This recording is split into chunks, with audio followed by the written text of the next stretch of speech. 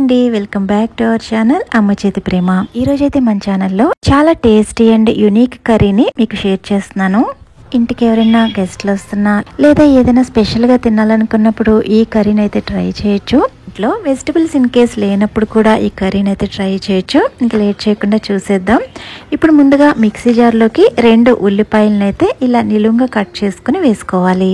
ఇప్పుడు 8 నుంచి 10 వరకు పొట్టు తీసిన వెల్లుల్లి, అలాగే 2 ఇంచుల అల్లం ముక్కల్ని ఇలా కట్ చేసి వేసుకోవాలి. మీరు తినే కారానికి తగ్గట్టు 3 లేదా 4 పచ్చిమిర్చి కూడా వేసుకుని ఇలా పల్స్ మోడ్లో ఈ విధంగా కచ్చా పచ్చగా గ్రైండ్ చేసుకోవాలి. ఈ స్టేజ్లోనే 3 టమోటాలని కూడా మిక్సీ చేసుకుని ప్యూరీని రెడీగా పక్కన ఉంచుకోవాలి. ఒక బౌల్ తీసుకుని 1 కప్పు వరకు శనగపిండిని వేసుకోవాలి.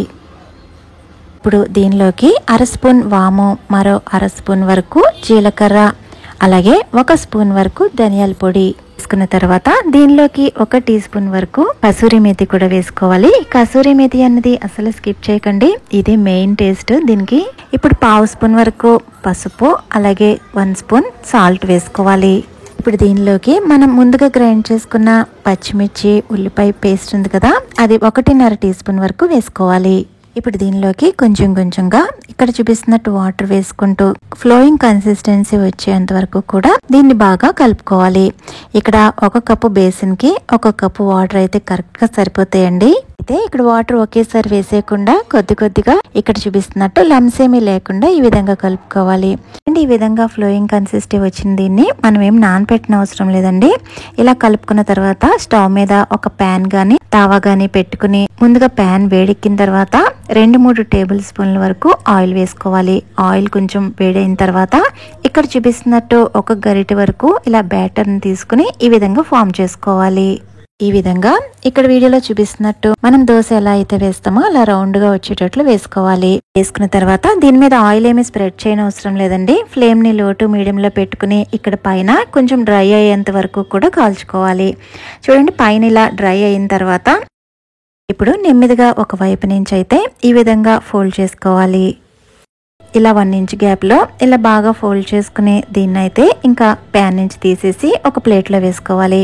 ఇప్పుడు నెక్స్ట్ ఇంకొకటి వేసే ముందు ప్యాన్ లో మళ్ళీ 2-3 చుక్కల ఆయిల్ వేసుకుని అది బాగా స్ప్రెడ్ చేసుకున్న తర్వాత సేమ్ ఇందాక మనం ఎలాగైతే చేసామో అదే ప్రాసెస్ ని ఫాలో అవ్వాలి. ఇక్కడ ప్యాన్ మీద వేసి చూపిస్తున్నాను కదా, మీరు తావా ఉంటే తావా మీద కూడా వేసుకోవచ్చు. పెట్టుకోండి. ఇలా ఫోల్డ్ చేసేటప్పుడు ఎక్కడా కూడా ఇది ఇరిగిపోకుండా జాగ్రత్తగా ఫోల్డ్ చేసుకోవాలి. నేను ఇక్కడ ఈ లాస్ట్ ది ఫోల్డ్ చేసి ఇక్కడ చూపిస్తున్నాను. ఇలా అన్ని కూడా ఫోల్డ్ చేసుకుని ఒక ప్లేట్ లో వేసుకుని ఇవన్నీ కూడా రెడీగా పక్కనైతే ఉంచుకోవాలి. స్టవ్ మీద ప్యాన్ పెట్టుకుని 3-4 టేబుల్ స్పూన్ల వరకు ఆయిల్ వేసుకోండి. నేను ఇక్కడ గ్రౌండ్ నట్ ఆయిల్ వేస్తున్నాను. ఈ కర్రీకి గ్రౌండ్ నట్ ఆయిల్ అయితే చాలా బాగుంటుంది. ఆయిల్ హీట్ అయిన తర్వాత 1/2 స్పూన్ ఇంగువ, 1/2 స్పూన్ వరకు జీలకర్ర వేసుకుని మీడియం ఫ్లేమ్ లో 1/2 నిమిషం పాటు వేపించుకోవాలి. ఇప్పుడు దీనిలోకి మనం ముందుగా కచ్చాపచ్చగా దంచుకున్న పచ్చిమిర్చి ఉల్లిపాయ పేస్ట్ ఉంది కదా, అదైతే వేసుకోవాలి.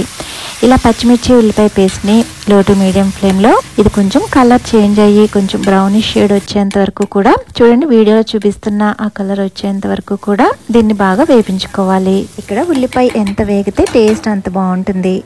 దీనిలోకి 1/2 స్పూన్ పసుపు, 1 స్పూన్ కారం, అలాగే మరో 1 స్పూన్ వరకు కాశ్మీరీ రెడ్ చిల్లీ పౌడర్ వేసుకోవాలి. ఇక్కడ కాశ్మీరీ రెడ్ చిల్లీ పౌడర్ అనేది ఆప్షనల్ అండి, నేను కలర్ కోసం వేసాను.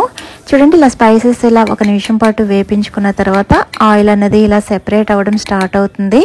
చూడండి, ఇలా ఆయిల్ సెపరేట్ అయిన తర్వాత ఇప్పుడు దీనిలోకి నేను ముందుగా చెప్పాను కదా 3 టమోటాలని ప్యూరీ కింద చేసుకుని పక్కన ఉంచుకోమని, ఆ టమోటా ప్యూరీ అయితే వేసుకోవాలి. టమోటా ప్యూరీ వేసుకున్న తర్వాత ఒకసారి అంతా బాగా కలిసేటట్టు కలుపుకోవాలి. చూడండి, ఇలా బాగా కలుపుకున్న తర్వాత ఇప్పుడైతే దీనిలోకి 1 టీ స్పూన్ వరకు సాల్ట్, 1 స్పూన్ వరకు ధనియాల పొడి వేసుకోవాలి. ఇప్పుడు ఇదంతా కూడా బాగా మిక్స్ అయ్యేటట్టు కలుపుకుని 5 నిమిషాల పాటు మీడియం ఫ్లేమ్ లో వేపించుకోవాలి. చూడండి, 5 నిమిషాల తర్వాత నేను ఇక్కడైతే చూపిస్తున్నాను, ఇదంతా కూడా కొంచెం బాగా దగ్గర పడిపోయి ఆయిల్ ఇలా సెపరేట్ అవడం స్టార్ట్ అవుతుంది. ఇప్పుడు దీనిలోకి 1/2 టీ స్పూన్ వరకు ఆమ్చూర్ పౌడర్ వేసుకోవాలి.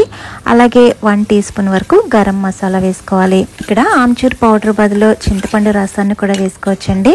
ఇన్ కేస్ మీ దగ్గర ఆమ్చూర్ పౌడర్ లేకపోతే ఒక 5 స్పూన్ల వరకు చింతపండు రసాన్ని వేసుకోండి.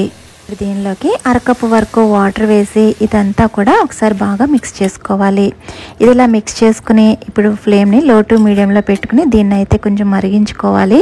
ఈలోపు మనం ఆల్రెడీ రెడీగా పక్కన ఉంచుకున్నాం కదా, వీటిని అయితే ఇక్కడ చూపిస్తున్నట్టు ఇలా కట్ చేసుకోవాలి. ముందుగా అయితే ఇలా మధ్యలోకి సెంటర్ కట్ చేసి ఆ తర్వాత ఇలా స్ప్రెడ్ చేసుకుంటూ స్క్వేర్ షేప్ వచ్చేటట్లు కట్ చేసుకోండి. ఇలా కట్ చేస్తే ఒకవైపు ఎక్కువ ఒకవైపు తక్కువ కాకుండా అన్నీ కూడా ఒకటే సైజులో వస్తాయి. రండి, మనం చేసిన ఇవైతే నేను ఇక్కడ ఒకటి చూపిస్తున్నాను. లోపల పొరల కింద మంచి స్క్వేర్ షేప్లో చూస్తుంటేనే యమ్మీగా ఉంది కదా. మనం చేస్తున్న ఈ గ్రేవీ ఇలా మరుగుతున్నప్పుడు వీటిని అయితే ఈ విధంగా ఒక్కొక్కటి వేసుకోవాలి.